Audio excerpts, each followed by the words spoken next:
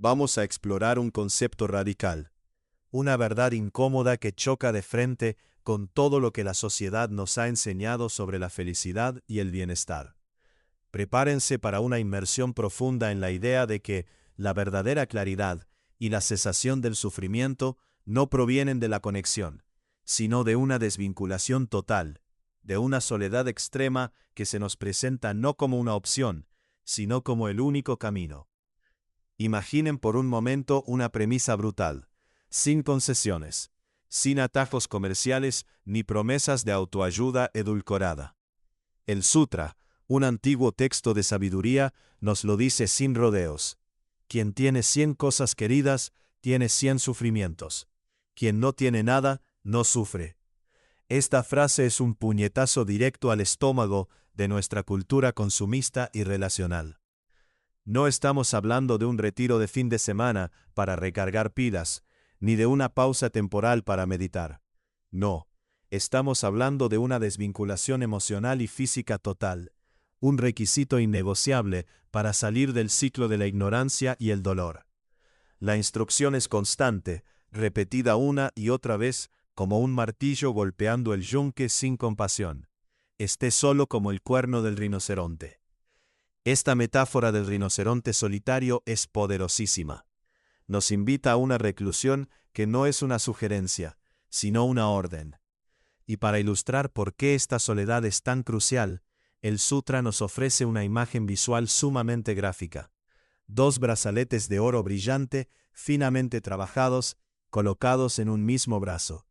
¿Cuál es el resultado ineludible? Chocan, rozan, generan un ruido metálico ensordecedor con cada mínimo movimiento. Ese ruido, ese choque perpetuo, es la interacción humana, es el maldito roce social, las expectativas cruzadas, el drama ajeno, las demandas de atención constantes, las deudas no escritas, todo ese peso aplastante de mantener una fachada impecable ante el grupo. Llevar 2 brazaletes garantiza el conflicto físico y acústico por la simple fricción mecánica del movimiento. Pero si solo llevas un brazalete en el brazo, hay un silencio inquebrantable. La compañía, por pura definición, rompe el silencio estructural de la mente.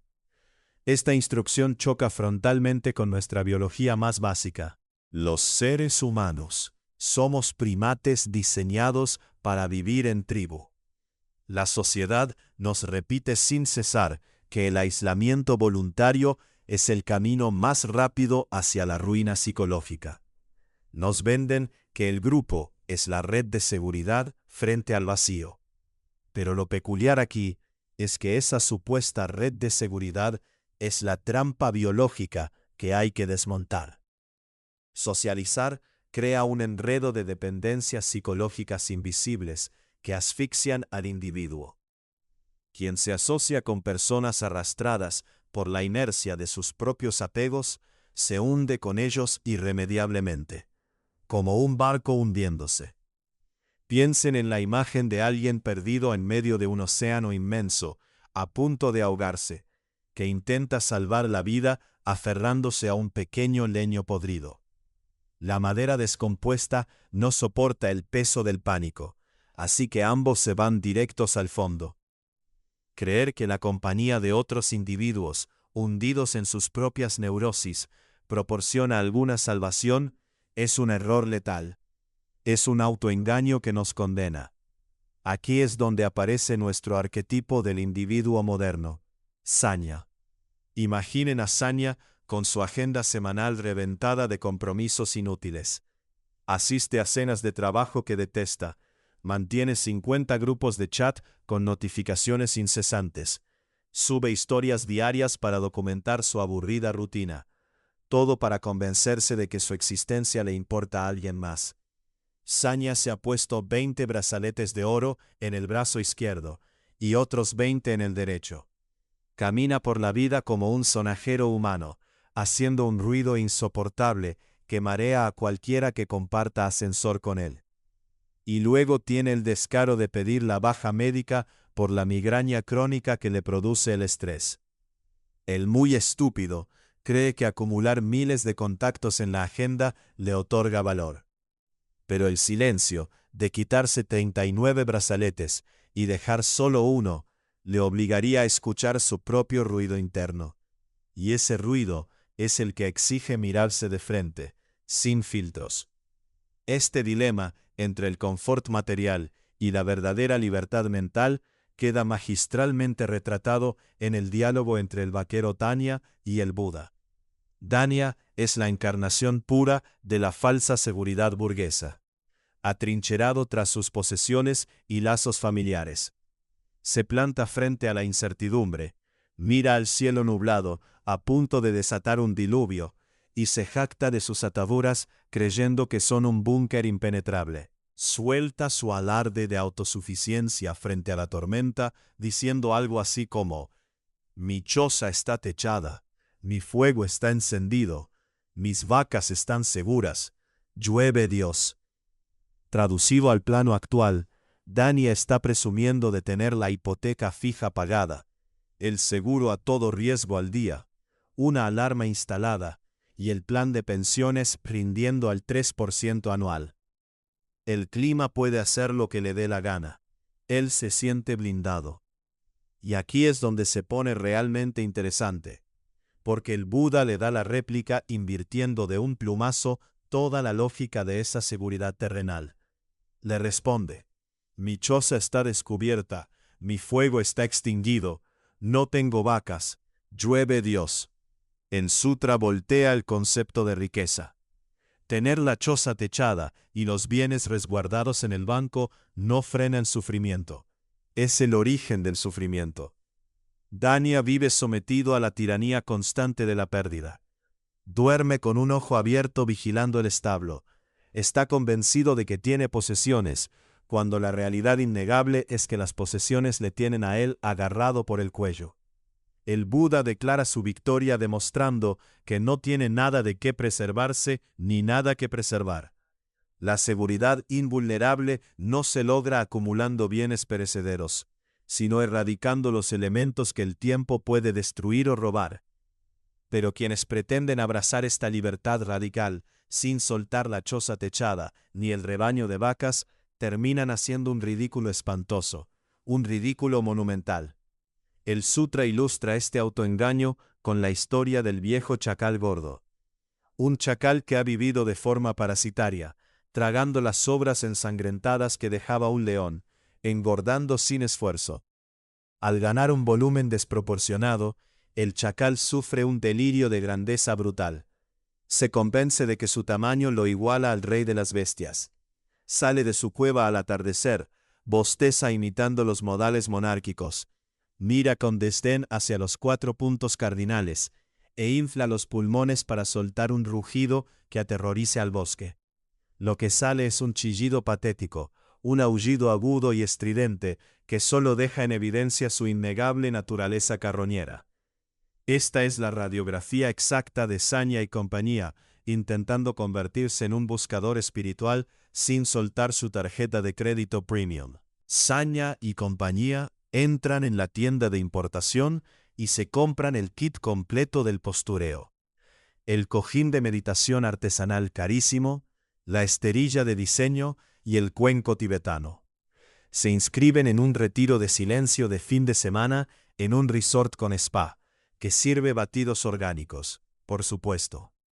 Luego publican fotos cuidadosamente editadas, para que su círculo social valide su elevadísimo nivel de conciencia vibracional. Ese es el viejo chacal chillando en la montaña.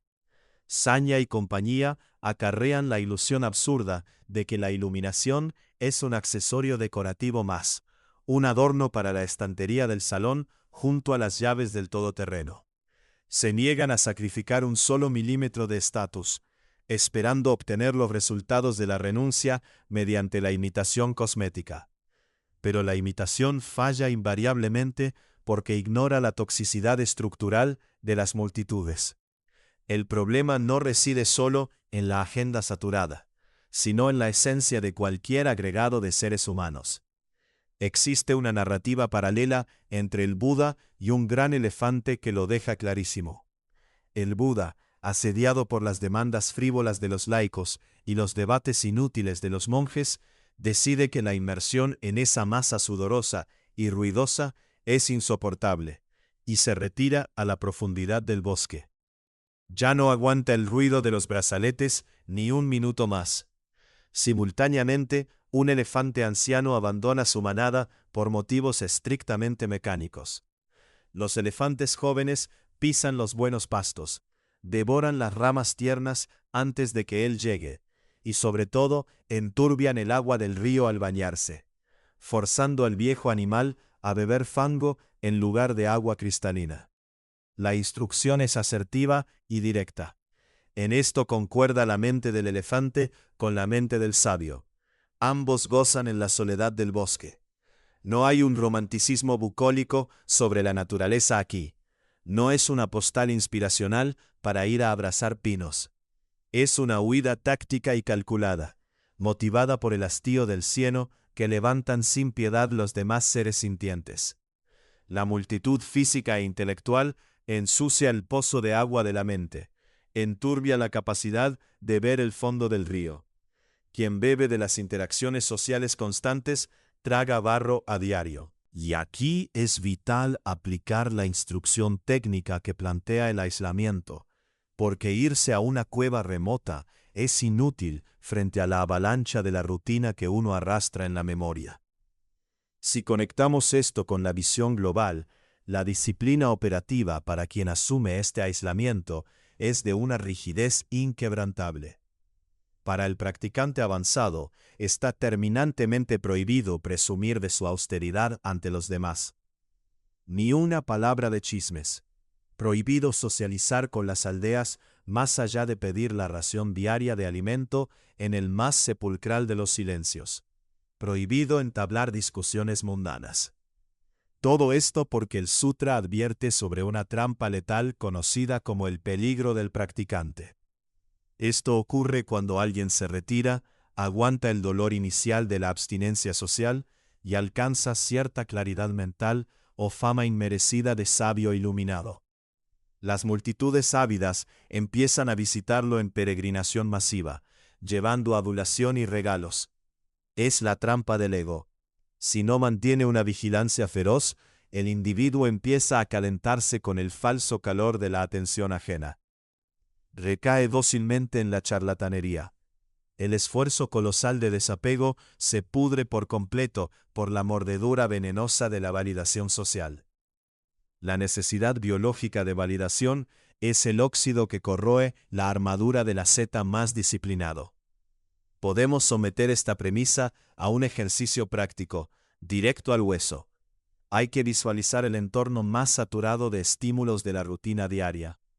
Puede ser una oficina asfixiante durante una reestructuración de plantilla, un vagón de metro atestado a las 8 de la mañana o una cena familiar plagada de reproches pasivo-agresivos. Sobre ese escenario, la instrucción técnica dictamina aplicar esta máxima. Ser como el viento que no es retenido por una red de pescar, o como la flor de loto que no es humedecida por el agua sucia en la que flota. La red de opiniones ajenas, de demandas urgentes y manipulaciones emocionales está ahí, desplegada en el aire. La orden no es destruir la red, ni malgastar energía debatiendo con quien sostiene los hilos. Es atravesar la red, pasar limpiamente por los huecos de la malla sin que la piel roce la cuerda. ¿Quién retiene la memoria una sola crítica injusta y deja que le amargue el día entero? ¿O quién retiene un solo halago desmedido y deja que le insufle el ego? Ya ha rozado el hilo trampa, ya se ha quedado enredado en la malla como un insecto vulgar a merced de la araña. Quedarse debatiendo contra los hilos de la red demuestra la incapacidad de entender que la soledad exigida trasciende el mero aislamiento geográfico. Aislar el cuerpo orgánico en una montaña es un esfuerzo fútil si la mente sigue ardiendo en deseos, añoranzas y proyecciones de futuro. Si te llevas el ruido contigo, el sutra reduce la totalidad de la experiencia fenoménica a un gigantesco incendio forestal. Las formas visuales, los sonidos, los olores, las sensaciones táctiles, todo está ardiendo. Todo es leña para el fuego. La mente fabrica una cadena inagotable de deseos a partir de cualquier mínimo estímulo. Irse al bosque del elefante solitario no aporta beneficio si el practicante hace las maletas y se lleva la ruidosa fábrica de deseos operando a máxima potencia dentro del cráneo. ¿Qué significa todo esto? Porque no basta con irse al bosque. La vía directa hacia la claridad exige una extirpación quirúrgica sin analgésicos. El sutra deja registrado el caso fulminante de la Seta Bajía, el de la vestidura de corteza. Bajía se acercó al Buda en medio de una calle transitada, interrumpiendo su marcha, y no recibió a cambio una larga perorata teológica. No le entregaron un pergamino con un curso de meditación dividido en 20 años. Escuchó una sola instrucción técnica, cruda y desprovista de retórica, directo al grano. Se le ordenó dejar de aferrarse a lo visto como si tuviera sustancia real, soltar lo oído y abandonar lo pensado. En lo visto solo debe haber lo visto, en lo oído solo lo oído, sin añadirle la historia mental de agrado o rechazo, sin procesarlo con el ego. Al desmantelar de golpe sus construcciones mentales y soltar el agarre compulsivo sobre sus propios sentidos, Bajía cortó la dependencia en ese mismo instante. Nada de rituales grupales. Un bisturí afilado tajando la raíz del apego en una fracción de segundo. Esto plantea una pregunta importante sobre nuestra propia percepción, porque el mecanismo de la percepción se analiza aquí con una terminología clínica, nada de poesía. Los 6 campos sensoriales, incluyendo los pensamientos como el sexto sentido, no son hermosas ventanas diseñadas para contemplar el universo. Son una herida abierta, purulenta y expuesta a las moscas. Y la sed, el ansia, el impulso frenético de interactuar con el entorno para extraer placer, es el dardo envenenado clavado profundamente en esa herida. Cualquier contacto visual, cualquier sonido, todo roce físico que nos genera un rechazo que queremos apartar o un placer adictivo que buscamos repetir, equivale a echar leña fresca a una hoguera descomunal. Quien alimenta el fuego de forma voluntaria sufre ineludiblemente las quemaduras. Es pura causalidad de causa y efecto. Y volviendo a Saña y compañía, atrapado en su terror a quedarse a solas consigo mismo, se pasa la vida entera rastreando el mercado, buscando desesperadamente leña fresca. Busca compulsivamente la nueva serie de moda para anestesiar su aburrimiento, o la nueva relación sentimental que le dispare la dopamina, o la nueva oferta laboral que le otorgue un despacho mejor. Saña y compañía agarra con avaricia todos esos troncos empapados en la gasolina de sus propias expectativas, y los tira de cabeza a su voraz fuego interior. Y luego se quema. Luego, cuando las llamas se descontrolan y lo devoran, cuando el trabajo le genera un colapso coronario o la relación colapsa dejándole en la ruina, Saña y compañía llora a lágrima viva y exige compasión al universo por las graves quemaduras que asolan su ego. Un pirómano, ahogado en lágrimas por la gravedad de las quemaduras que él mismo se ha provocado. El sutra opera aquí como un manual técnico de extinción. La técnica suprema no consiste en arrojar vasos de agua intentando sofocar las llamas con parches emocionales o sesiones de apoyo grupal. Consiste en matar el fuego por inanición, quitarle el combustible. Requiere un cese absoluto del suministro de leña. Si no hay contacto sensorial, que se mastique obsesivamente en la cabeza. Si no hay validación externa que perseguir. Si no hay una identidad fabricada que defender a capa y espada, el fuego carece de combustible. Simplemente se apaga, se extingue, se vuelve ceniza fría. Este apagón mental no es una depresión apática ni un nihilismo.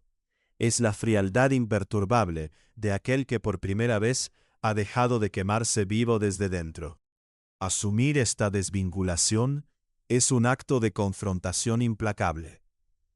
No es una cobardía frente a los retos de la convivencia. Es una declaración de guerra sin cuartel contra la maquinaria de la adicción al aplauso y a la pertenencia. Rechazar el instinto gregario con desdén, además. Un instinto que castiga con ansiedad a quien se aísla, advirtiendo engañosamente que la exclusión equivale a la muerte.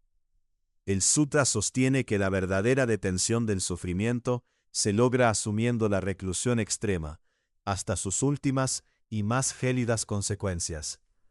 Llegar hasta el final del cauce. Todo se resume en la imagen final de un tronco macizo arrastrado por la violenta corriente del río Ganges. El destino natural y gravitacional del tronco es desembocar en el inmenso océano. Pero para lograrlo, debe cumplir unas condiciones implacables a lo largo del trayecto. Las instrucciones de navegación de ese tronco no perdonan un solo desvío. El tronco no debe chocar contra la orilla cercana, que representa los instintos y apegos internos. Tampoco debe encallar en la orilla lejana, que simboliza los estímulos del mundo exterior. No debe hundirse en el medio del cauce por el peso abrumador de la codicia material. No debe ser capturado por humanos que quieran extraerlo para usarlo como leña en sus propias hogueras. Y la condición más imperceptible de todas, no debe pudrirse en silencio por dentro a causa de la vanidad de creerse superior al resto de maderos del río. Si cumple todas estas condiciones de negación radical, el río por su propia fuerza irrefutable lo depositará de lleno en el mar del cese total. Porque cada choque en el trayecto acuático representa una recaída en la trampa del roce social. Encallar, hundirse, dejarse capturar por el drama ajeno o pudrirse bajo la falsa apariencia de santidad son los precios ineludibles que se pagan por negarse a soltar los brazaletes, por insistir tercamente en rugir como el chacal o por resistirse a dejar que el fuego muera por falta de leña. Si la interacción constante es encallar en la orilla y el deseo de ser visto es la podredumbre interior, ¿qué queda en el centro del río cuando desaparece el último brazalete y se hace en silencio total? En resumen, la sabiduría de estos antiguos textos nos reta a considerar la soledad no como una carencia, sino como una condición necesaria para la libertad. Nos invita a desprendernos de los brazaletes de las interacciones sociales que generan ruido y conflicto, a dejar de ser como el chacal gordo que imita la grandeza sin la sustancia, y a reconocer que nuestros sentidos son heridas que alimentamos con leña de deseos y apegos. La verdadera paz, nos dice, llega cuando el fuego interior se apaga por inanición, cuando cesamos de buscar validación externa y nos atrevemos a confrontar el silencio interno. Es un camino radical, sí, pero prometedor para quienes buscan una libertad que va más allá de las convenciones. Gracias por acompañarme en esta profunda reflexión. Hasta la próxima.